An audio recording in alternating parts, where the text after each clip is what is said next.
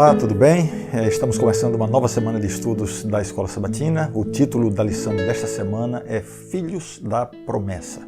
O verso para memorizar é uma das passagens famosas do Novo Testamento em que Jesus disse: "E eis que estou com vocês todos os dias até o fim dos tempos."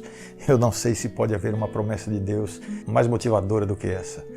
Aqui Mateus conclui o seu evangelho com essa promessa de Cristo, né? De que Jesus estaria com seus discípulos até o fim dos tempos. Já no evangelho de João, esse tema é um pouco mais desenvolvido, né? O tema de como Jesus estaria presente através do ministério do Espírito Santo. E no livro de Atos, capítulo 2, há um momento decisivo no cumprimento dessa promessa no dia de Pentecostes. Mas o evangelho de Mateus simplesmente diz isso: eu estou com vocês todos os dias até o fim dos tempos. Essa promessa não foi apenas para aqueles que estavam ali na presença física de Cristo, mas para todos os que viriam a ser seus seguidores, seus discípulos em épocas futuras também. Agora veja, a expressão usada por Jesus foi: eu estou com vocês todos os dias, e não eu estarei com vocês. Então, mais do que uma promessa, essa já era uma realidade presente para os primeiros discípulos. E essas palavras de Cristo devem nos alcançar hoje. É isso o que Ele está dizendo para mim e para você hoje. Eu estou com você todos os dias. Isso é maravilhoso.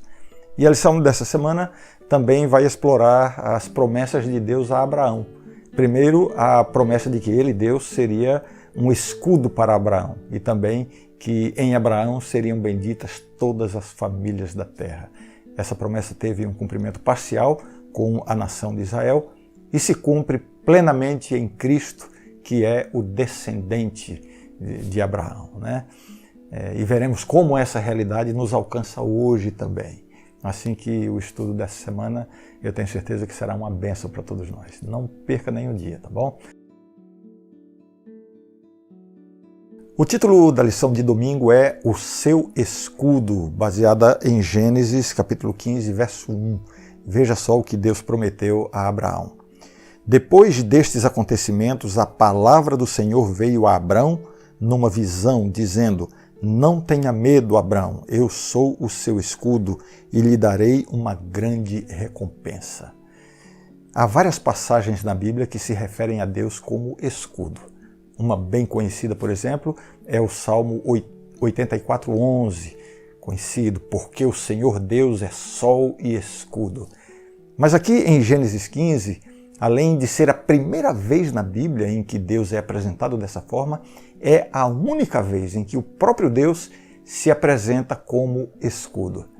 Você já pensou nisso? Que Deus é um escudo? Quando você se sentir desprotegido, ameaçado, sozinho, lembre-se de Deus como o seu escudo. Ele vai proteger você, você tem que confiar nele. É por isso que ele introduz essa promessa dizendo: não tenha medo, Abraão.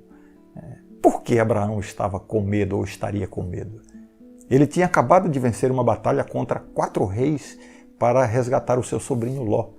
E depois dessa retumbante vitória, ele estava certamente se sentindo inseguro, com medo. Por que ele teria medo? Porque assim são as emoções humanas. Você sabe do que eu estou falando.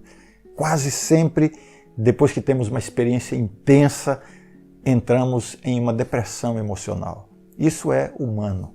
Isso, inclusive, ajuda a explicar por que o profeta Elias ficou tão desanimado após aquela vitória sobre Baal e os profetas de Baal no Monte Carmelo.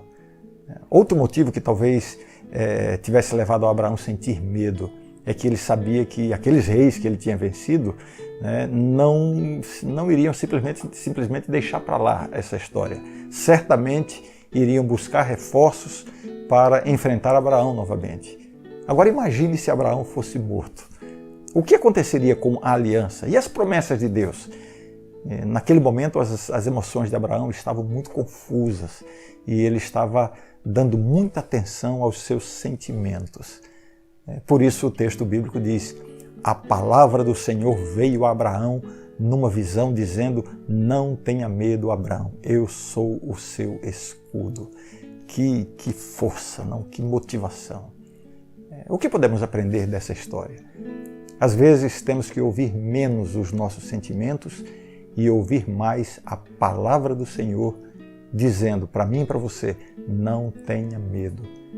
Comece o seu dia hoje com essa mensagem: não tenha medo. Deus é o seu escudo. Ele sabe qual é a batalha que você vai ter que enfrentar hoje. Não tenha medo.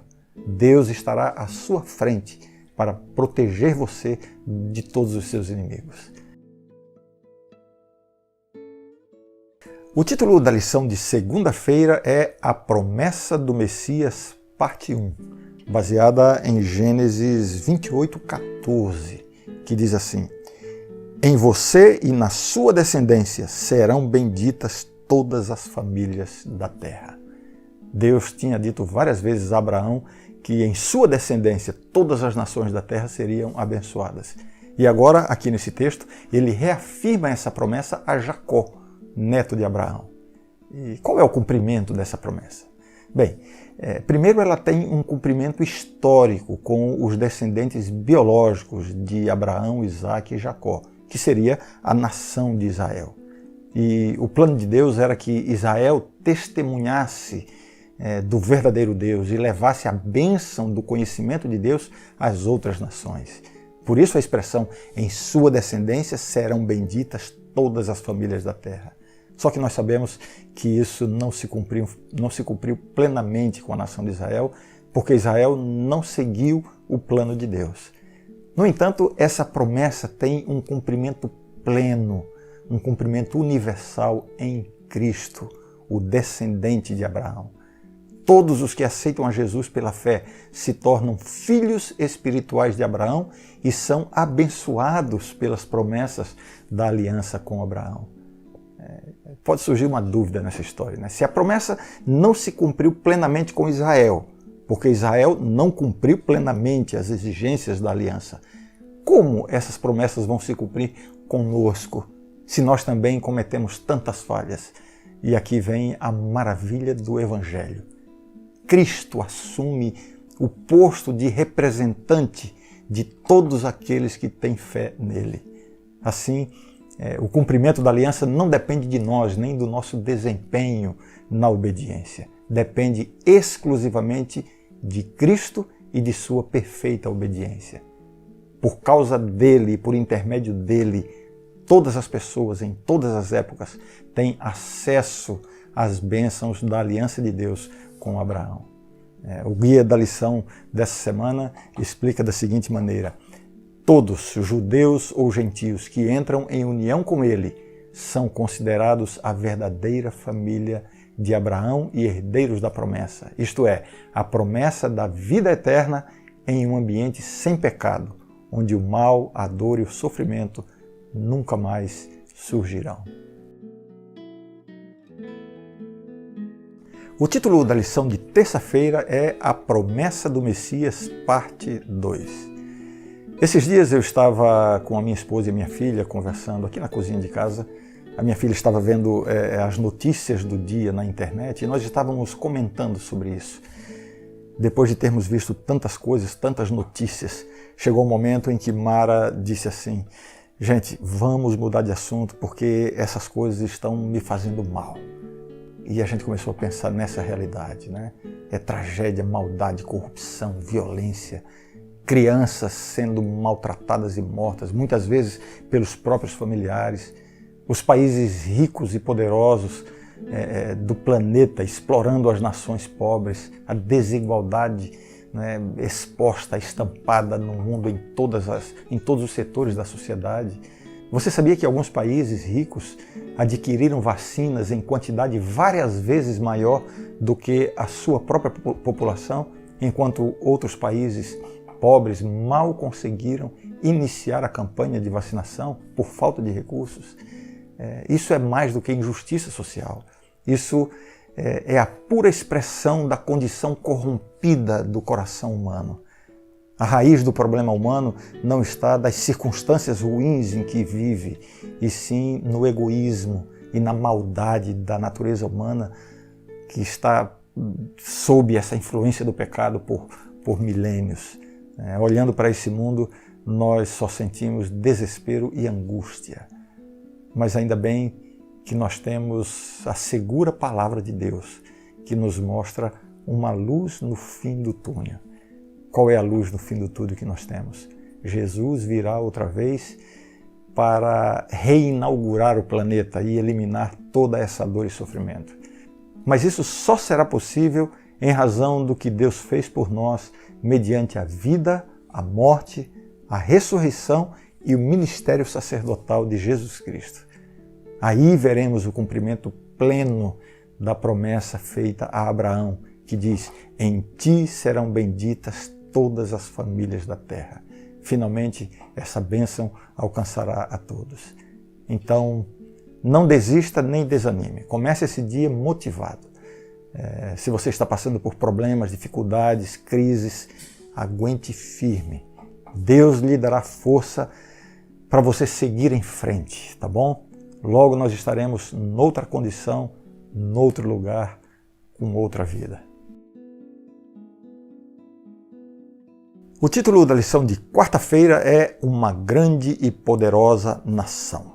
Esse foi um dos aspectos importantes da promessa de Deus a Abraão, que ele seria o pai de uma grande nação. Essa promessa exigiu muita fé por parte desse patriarca, né? Ele não tinha filhos quando a promessa foi feita e a sua esposa já tinha passado da idade fértil. Como é que ele iria agora ser o pai de uma grande nação? Mas a promessa foi cumprida, nós sabemos disso. A grande e poderosa nação de Israel foi estabelecida por Deus como resposta ou como cumprimento desta promessa. E Deus tinha um propósito com a nação de Israel: exaltar o verdadeiro Deus perante as outras nações e assim levar a salvação a todos os povos. Aqui está um elemento importante. Deus suscita um povo não para que tenha a exclusividade da salvação, e sim para que tenha uma missão. Foi assim com a nação de Israel, foi assim com a igreja cristã primitiva e é assim com a igreja remanescente hoje. Frequentemente nós estamos incorrendo no mesmo erro de Israel no passado. Às vezes consideramos que a igreja remanescente da profecia é a detentora absoluta e exclusiva da verdade e da salvação. Muitas vezes eu vejo pessoas na igreja que desprezam outros grupos religiosos porque dizem, eles não têm a verdade, estão perdidos. Nós é que somos o povo escolhido de Deus, o povo da profecia. Essa postura é uma tragédia espiritual. Quando Deus escolhe um povo, quando Deus suscita um povo, não é porque ele tenha rejeitado os demais, mas exatamente porque ele quer salvar a todos. Apocalipse 18, por exemplo, prevê um momento escatológico em que será dado o que nós chamamos de o alto clamor: sai dela, povo meu. Mas enquanto não chega esse momento, e ainda não chegou profeticamente, o povo de Deus está espalhado em todas as igrejas, todas. E isso inclui aquelas que você talvez demonize tanto, Ellen White, comentando sobre Apocalipse 18, essa passagem, ela afirma que Deus ainda tem um povo em Babilônia. E sabe por que Deus ainda não trouxe essas pessoas para cá? Porque elas se escandalizariam conosco, e sairiam da igreja. Por isso, nós temos que ser mais humildes e menos exclusivistas. O que a igreja remanescente tem de exclusivo não é a salvação, é a missão, a proclamação da mensagem dos 3 anjos lá de Apocalipse 14. E isso não é motivo para orgulho, e sim para contrição e consagração. Tanto a nação de Israel no passado, quanto a igreja remanescente no presente, foram estabelecidas para que a mensagem de salvação chegasse a todas as pessoas no mundo todo. Aí vem o cumprimento da promessa: em ti serão benditas todas as famílias da terra. Lição de quinta-feira agora. O título: Engrandecerei o seu nome. Este é outro elemento da promessa de Deus a Abraão, muito importante. Gênesis 12, verso 2. quando Deus disse: farei de você uma grande nação e o abençoarei e engrandecerei o seu nome. Seja uma bênção. O que significa ter um nome grande? Não tem nada a ver com a quantidade de letras do nome, embora Deus tenha dado ou tenha posto uma letra a mais no nome de Abraão, que antes era Abrão, se lembra? Alguns entendem que engrandecer o nome significa se tornar famoso. Talvez isso esteja envolvido também, mas não é só isso. O engrandecimento do nome tem mais a ver com a reputação e o respeito que essa pessoa adquire. Há pessoas que são muito famosas, mas de péssima reputação, sem nenhum respeito. Um nome verdadeiramente grande, ou seja, a melhor reputação que uma pessoa pode desenvolver será resultado das bênçãos de Deus sobre ela. Deus não disse a Abraão: Abraão, engrandeça o seu próprio nome. Não, ele disse: eu engrandecerei o seu nome. Essas palavras de Deus estão em nítido contraste com o que está no capítulo anterior, no capítulo 11, em que as pessoas estavam construindo a Torre de Babel. Você conhece a história.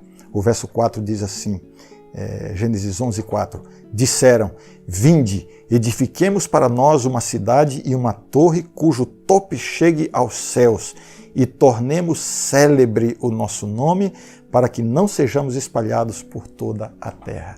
Aqui está um aspecto da busca da salvação pelas obras.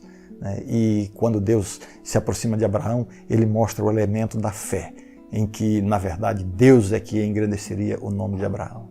Sabemos no que deu essa história aqui da Torre de Babel. Deus pôs a mão e interrompeu o projeto. O que aprendemos com isso? O cristão não precisa forçar situações para ser considerado uma pessoa importante, para ser respeitado, para ter uma excelente reputação, um grande nome.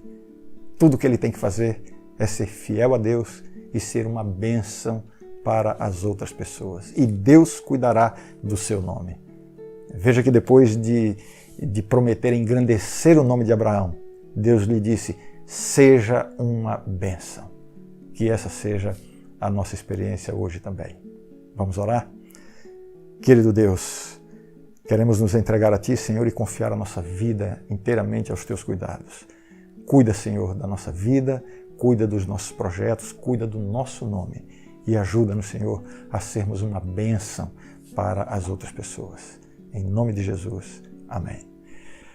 Até amanhã. Forte abraço. Tchau.